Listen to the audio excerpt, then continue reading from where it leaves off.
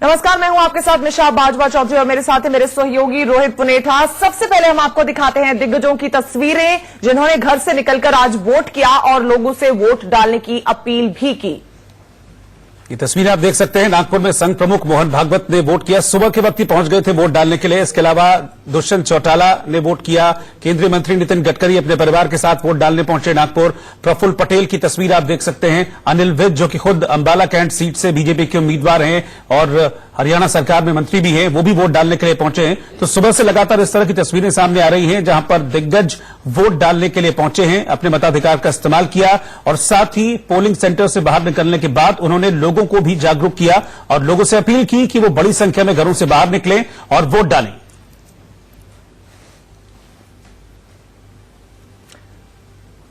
तो सितारों ने वोट डालने के बाद क्या कुछ कहा वो भी सुन लेते हैं। एक 94 ईयर ओल्ड आदमी है, दूसरे 100 है और एक grand mother, great grand mother कहूंगा जो 106 ईयर ओल्ड है। वो सब एफर्ट ले रहे हैं कि वोट करने का। तो मैं यही कहूंगा सभी को कि हम सब जो भी एलिजिबल है उन्होंने आके वोट करना चाहिए। आई थिंक हम सभी कल की तरफ बढ़ना चाह रहे हैं और अगर कल हमें और बेहतर करना है और आगे बढ़ना है हमें, तो आज से शुरुआत होती है। कोई भी चीज ओवरनाइट चेंज नहीं होती। मैं यही कहूंगा कि आप आए और वोट करें। जिसको भी आप सपोर्ट करना चाहते हैं आप जरूर करें और आके वोट करें।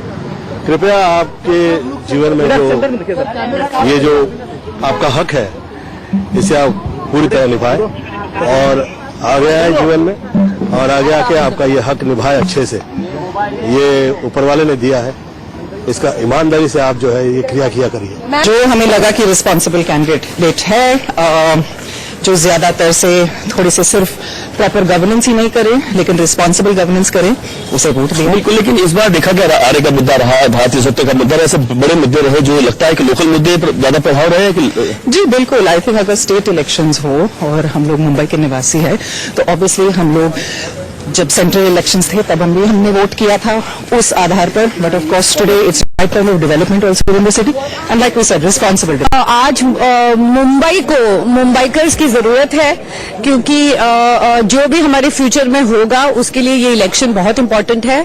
सो it is important for everybody to vote. Please go out and vote. This is your most important right and it is your fundamental right, to live better. And to live better, voting is the only way that you can make a difference. So please go out and vote, like me. मैं प्रेम चोपड़ा हूँ, प्रेम नाम है मेरा, प्रेम चोपड़ा। सब लोगों को vote करना चाहिए। It is very important for democracy. आप आइए और वोट दीजिए, मिलके वोट दीजिए। और सेलिब्रिटीज की इस अपील के बाद आइए निशा अपने दर्शकों को वोटिंग अपडेट इस वक्त हम दे देते हैं। कितना वोट अभी तक हुआ है महाराष्ट्र की अगर हम बात करें तो अब तक 22% वोट महाराष्ट्र में डाले जा चुके हैं। तो धीरे धीरे वोटिंग परसेंटेज बढ़ रहा है। 1:30 बजे तक 22% वोटिंग महाराष्ट्र में हो गई है। और हरियाणा की बात करें तो हरियाणा में 33% वोटिंग हो चुकी है। तो वोटिंग में लगातार बढ़ोतरी हो रही है लेकिन स्पीड के मामले में हरियाणा आगे और 10% आगे चल रहा है इस वक्त। और मुझे लगता है महाराष्ट्र को सीख लेनी चाहिए और महाराष्ट्र के लोगों को निकलना चाहिए घर से और वोट डालना चाहिए। मेरे 2 सहयोगी इस वक्त हमारे साथ जुड़ रहे हैं। श्वेता मुंबई से हमारे साथ जुड़ रही हैं और विपिन परमार इस वक्त करनाल में मौजूद है। श्वेता, सबसे पहले आपका रुख कर लेते हैं। आप अपनी लोकेशन पहले तो बता दीजिए और ये भी बता दीजिए कि किस तरह का वोटर टर्नआउट आप इस वक्त देख पा रही हैं।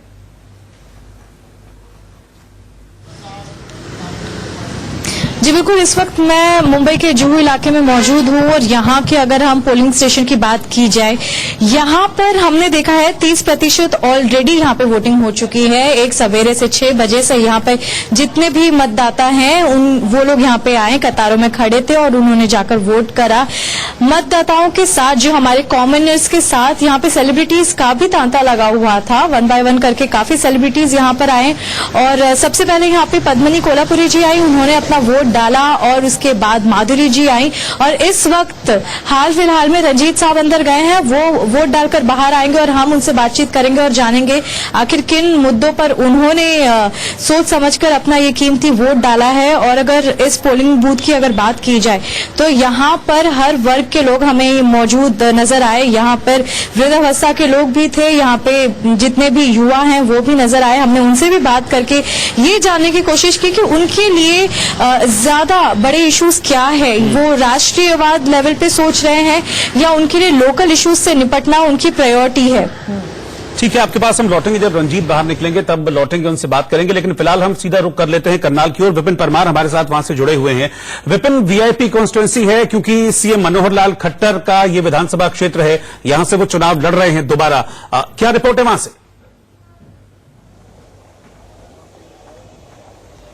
देखिए, जाहिर सी बात है, कहीं ना कहीं सशक्त लोकतंत्र के इस हवन यज्ञ में तमाम लोग आहुति डाल रहे हैं और जिस तरह से वोटिंग परसेंटाइल है 33.79% अभी तक मतदान जो है वो हरियाणा के परिक्षेत्र की अगर मैं बात करूं तो तमाम 90 विधानसभाओं पर देखने को मिला है। जबकि ये पहली बार है कि हरियाणा के इतिहास में जो मुकाबला है, पहली बार जो राजनीतिक दल एक दूसरे के आमने सामने जरूर थे, 90 के 90 विधानसभाओं पर प्रत्याशी जरूर उतारे गए, लेकिन मुकाबले इंडिविजुअल सीट्स पर है, यानी कि इंडिविजुअल कंटेस्ट जो है वो देखने को मिल रहा है। इसी के साथ साथ अगर बात करें तमाम नेता जो है उनका प्रचार लोगों ने सुना है, समझा है और ऐसे में जैसे ही यानी कि 1:30 बजे की अगर मैं बात करूं 33.79% मतदान जो है वो हरियाणा के परिक्षेत्र में हुआ, लेकिन ग्रामीण क्षेत्रों में मतदान जो है वो ज्यादा हुआ है अभी तक अगर बात की जाए। वहीं अगर मैं शहरी क्षेत्रों की बात करूं, अंबाला, पंचकुला, करनाल सिटी की जहां मैं मौजूद हूं तो बेहद अभी तक कम मतदान है और ये जो है ये हाई प्रोफाइल कॉन्स्टिट्यूएंसी है क्योंकि खुद भारतीय जनता पार्टी करनाल से उम्मीदवार मनोहर लाल खट्टर जो कि मुख्यमंत्री भी हैं, वो इसी गृह क्षेत्र से, इनका ये गृह क्षेत्र है, यहीं से आते हैं, यहीं पर थोड़ी देर पहले उनकी तरफ वोट भी डाला गया। तो स्कैटर्ड ऑडियंस जो है, यहां पर स्कैटर्ड वोटर जो है वो पहुंच रहे हैं, धीरे धीरे लोग जो है वो घरों से बाहर निकल रहे हैं। लेकिन कंपैरेटिव अगर बात करूं तो तमाम 90 की 90 विधानसभाओं पर अगर परसेंटाइल देखा जाए तो बेहद जो है सराहनीय परसेंटाइल। और लगातार हम भी अपील करते हैं कि न केवल ग्रामीण परिक्षेत्रों में से बल्कि शहरी क्षेत्रों से भी लोग बाहर आए और इस जो लोकतंत्र का बड़ा हवन यज्ञ है उसमें वोट के राही जो है अपना आहुति डालकर अपना योगदान दे और एक सशक्त सरकार चुनने में जो है अपना योगदान दे। बिल्कुल विपिन, तो आपका जोश भी आपकी आवाज में साफ साफ हम तक पहुंच रहा है। आप हमारे साथ बने रहिएगा। शिवानी हमारी सहयोगी मुंबई से हमारे साथ जुड़ रही हैं, शिवानी का रुख कर लेते हैं। शिवानी, आप इस वक्त किस कॉन्स्टिट्यूएंसी में मौजूद हैं और इस वक्त क्या सिचुएशन आप देख पा रही हैं? वोटर टर्नआउट अभी महाराष्ट्र से बहुत ज्यादा उमदा नहीं है। जी, बात करें तो मैं बांद्रा इलाके में खड़ी हूँ जहाँ पर हमेशा ही बड़े बड़े बॉलीवुड के सितारे नजर आते हैं, लेकिन अफसोस की बात है कि दोपहर का एक अच्छा खासा वक्त बीत चुका है लेकिन अब तक कोई भी बड़ा सितारा यहाँ नजर नहीं आया है। अक्सर यहाँ सलमान खान, शाहरुख खान, रेखा जी, फरहान अख्तर ये सारे सितारे नजर आते हैं पर अब तक एक भी नहीं पहुंचा है। अगर वोटिंग बूथ की बात करें तो यहाँ पर सबसे ज्यादा सीनियर सिटीजन ने अब तक वोट किया है, जहाँ पर कई सारी कंप्लेन सामने आई है कि किसी का डेथ लिस्ट में नाम है तो कहीं किसी को वोट करने के लिए 2 से 4 घंटे वेट करना पड़ रहा है, जबकि वोटिंग लिस्ट की वोटर्स में इतनी अभी तक कतार भी नहीं है। हमारे साथ यहाँ एक खास बातचीत करने के लिए हमारे साथ मौजूद है इलेक्शन कमीशन के ही एक ऑफिसर जिन्हें यहाँ पर तैनात किया गया है। सर, आपसे भी जानना चाहेंगे कि यहाँ पर काफी सारी कंप्लेन सुनने को आ रही है, यंग लोग हमें कम नजर आ रहे हैं और जो सीनियर सिटीजन है उन्हें काफी सारी दिक्कत का सामना करना पड़ रहा है। सीनियर सिटीजन के दिक्कत कम करने के लिए हमने सभी जो ये है सीनियर सिटीजन की कंप्लेंट दूर करने के लिए हमने सभी पोलिंग स्टेशन जो है वो ग्राउंड फ्लोर पे बनाए हुए हैं। एडिशनली आप देख सकते हैं कि हमने व्हील चेयर का भी यहाँ पे ये यूज कर रहे हैं और कुछ वॉलंटियर्स भी अपॉइंट किए हैं जो एल्डरली लोगों को हेल्प कर सके टू रीच द बूथ तक पहुंचने के लिए वो ये कर सकते हैं। दूसरा कंप्लेंट आप देख रहे हैं डेथ वाला सिर्फ डेथ नहीं होता है, ये अपसेंट, शिफ्टेड और डेथ ऐसा उसको एएसडी लिस्ट बोलते हैं, जिसको हम हमारे जो इलेक्टोरल रोल है उसमें मार्क करते हैं। वो इलेक्टोरल रोल से हटे नहीं है लेकिन उसको एक मार्किंग मिला है कि ये अपसेंट है, ये डेथ है और ये शिफ्टेड है। ये डेटा जो है वो हमारे बूथ लेवल ऑफिसर BLO ये कलेक्ट करते हैं, ये हर जगह विजिट करते हैं, हाउस टू हाउस विजिट करते हैं, वहां से उनको इन्फॉर्मेशन गैदर होती है। कोई बोलता है कि ये अभी यहाँ कोई मिलता ही नहीं है, किसी का इन्फॉर्मेशन नहीं मिलता। शिवानी, आप नजर बनाए रखिएगा, हम आपके पास वापस लौटेंगे। व्यवस्थाएं की गई हैं और अच्छी बात है कि इस तरह की व्यवस्थाएं की गई हैं ताकि जो बुजुर्ग मतदाता वहां पर आ रहे हैं उनको किसी भी तरह की परेशानी ना हो। फिलहाल आगे बढ़ते हैं और उन नेताओं की तस्वीरें आपको दिखाते हैं जो नेता मतदान से पहले मंदिर में पूजा करने पहुंचे थे और संभवतः मांगा क्या होगा शायद तो सभी जानते हैं। जी जी बिल्कुल। और इन तस्वीरों में आप देख पा रहे हैं भूपेंद्र सिंह हुड्डा अपने परिवार के साथ मंदिर में दर्शन करने, माथा टेकने पहुंचे। उधर शिवसेना के नेता भी आदित्य ठाकरे मंदिर पहुंचते हैं आशीर्वाद लेने के लिए और रणदीप सुरजेवाला को भी आप देख पा रहे हैं।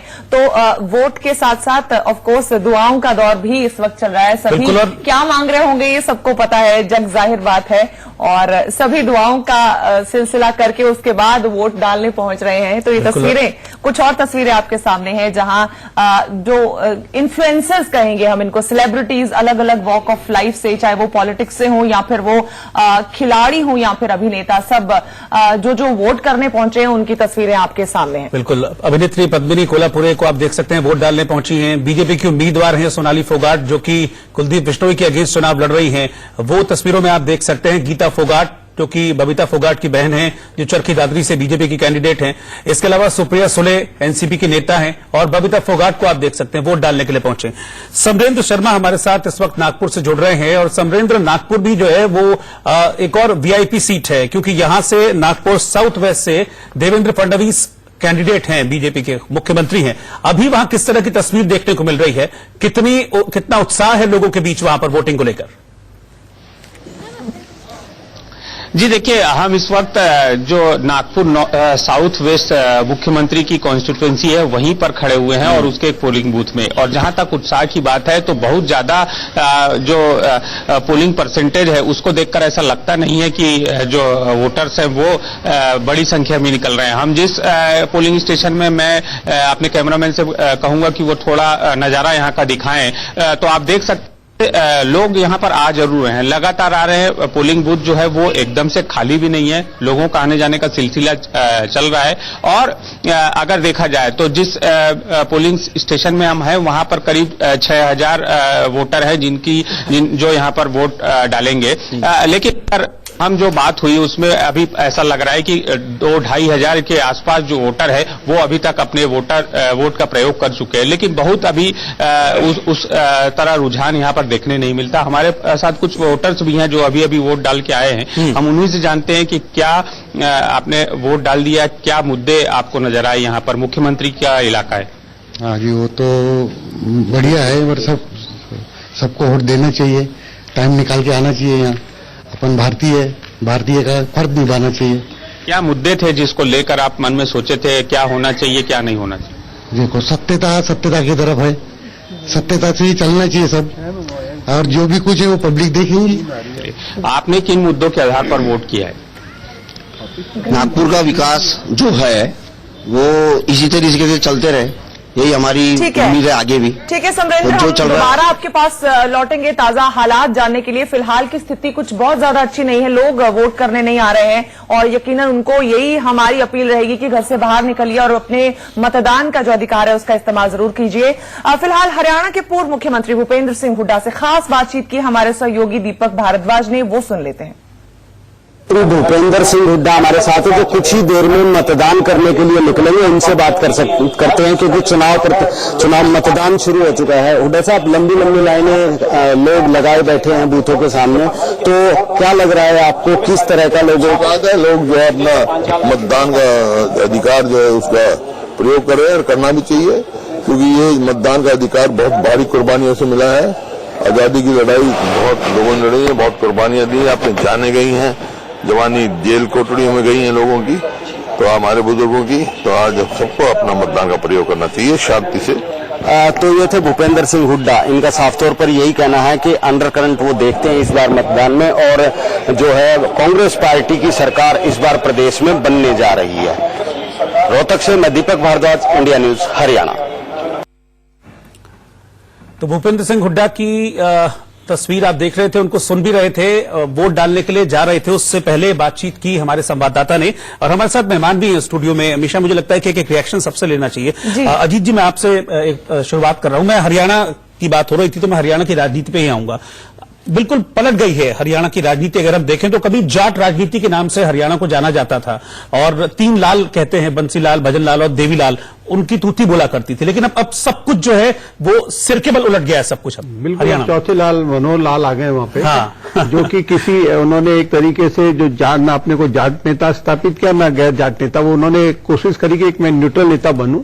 और उन्होंने काफी हद तक देखिए आखिरी के जो 2 साल थे उन्होंने उसमें जो काम किए हैं, चाहे नौकरी वाले हों, ट्रांसफर पोस्टिंग वाले हों, जो उसमें उन्होंने पारदर्शिता बरती, उससे कहीं ना कहीं वो पॉपुलर हुए। और इसमें मैं आपको बताऊं कि हरियाणा में कहीं ना कहीं विपक्ष की तरफ से भी बड़ी चूक हुई है। कांग्रेस ने बिल्कुल उसको बहुत लापरवाही की और वो तय नहीं कर पाए कि उनका कौन नेता होगा, कौन चुनाव लड़ेगा, कौन लड़ाएगा। ये सारी चीजें कांग्रेस से जिस 2019 के चुनाव परिणाम जब आए उसके बाद से राहुल गांधी का इस्तीफा देना, एक ड्रामा चलना 2 महीने तक, फिर सोनिया गांधी का कमान संभालना, फिर सोनिया गांधी भी जब लगा कि सोनिया गांधी ने फिर से कमान संभाली है, वो अब खुल के फैसले करेंगी, लेकिन वो भी खुल के फैसले नहीं कर पाई। कहीं ना कहीं आपस में जो अब खबरें आ रही हैं अंदर से कि तनातनी शुरू हो गई है। राहुल गांधी फिर से अब अध्यक्ष बनने को जिसे कह सकते हैं कि वो चाहते हैं कि जल्द से जल्द अध्यक्ष बन जाए वापस। तो कई तरह की दिक्कतें कांग्रेस के सामने आ गई। चुनाव को लेकर कांग्रेस ने कोई दिलचस्पी नहीं ली, कोई रुचि नहीं ली। आज देखिए महाराष्ट्र में जो उनके चेहरे थे अशोक चव्हाण, उनको उन्होंने लोकसभा का चुनाव लड़वा दिया। बिल्कुल। उसके बाद दिल्ली में अब चुनाव है। ठीक है, राज चावला जी का भी रुख कर लेते हैं। हरियाणा की बात कर रहे थे कि जाट पॉलिटिक्स वहां पर इस बार हावी नजर नहीं आई। यही कुछ हाल महाराष्ट्र का भी रहा है। वहां पर भी ऐसा कोई मराठा कोई आगे आगे आके वो जाति की राजनीति नजर नहीं आई है। बड़ा सुबह परेशान था यहाँ आने से पहले कि मैं सोच रहा था यार, अगर मेरे को कैंडिडेट पसंद है और पार्टी पसंद नहीं है तो मैं वोट किसको डालूं। अगर पार्टी पसंद है तो कैंडिडेट पसंद नहीं है तो वोट किसको डालूं। I think this must be in everybody's mind and how to clarify that we should be educated so that our vote also doesn't go waste and you know it is used, you know. और बाकी तो ऊपर वाले के हाथ में, कौन कैसा आता है, कब क्या होता है, कुछ मालूम नहीं है। अच्छा सर, लास्ट में बस ये जानना चाहेंगे, मुंबई में एज अ सिटी आप कौन सा इशू हटाना चाहेंगे, इरेडिकेट करना चाहेंगे? देखिए, Mumbai is a city which always welcomes you back. अभी जो मुंबई में जो काम हो रहा है अपना ये metros and other roads and all that, उसकी वजह से हम लोग बड़े चिढ़ जाते हैं, ट्रैफिक कंट्रोल में नहीं है। तो ये जब हो जाएगा बाकी सब ठीक है। आई थिंक मुंबई हिंदुस्तान में सबसे बढ़िया है। पानी भी मिलता है, बिजली भी मिलती है, सब कुछ मिलता है तो, और हर टाइप के लोग मिलते हैं। और मुंबई इतनी गर्म है कि वापस बुलाती है। 2 दिन के लिए बाहर जाओ, वापस आ जाते हैं। Very warm. Come back. You have to come back to Mumbai. You know, excellent. She calls back. Thank you, ma'am. Yeah. Rohit, Ranjit को सुनते हुए यही ख्याल आ रहा था कि वो शख्स हैं जो कम से कम 4 दशक से मुंबई में रह रहे हैं और उसकी समस्याओं को समझते हैं, शहर को समझते हैं। और वो भी कह रहे हैं कि मुझे समझ नहीं आ रहा कि किसको चुनना चाहिए, पार्टी या बंदा। बड़ी कंफ्यूजन है, लेकिन वोट करना लेकिन एक चीज मैसेज देगा कि हाँ, क्लैरिटी रखें अपने माइंड में जब भी वोट देने के लिए। एब्सोल्युटली। एक छोटे से ब्रेक के लिए यहाँ पर रुक रहे हैं, लौट रहे हैं फौरन वापस।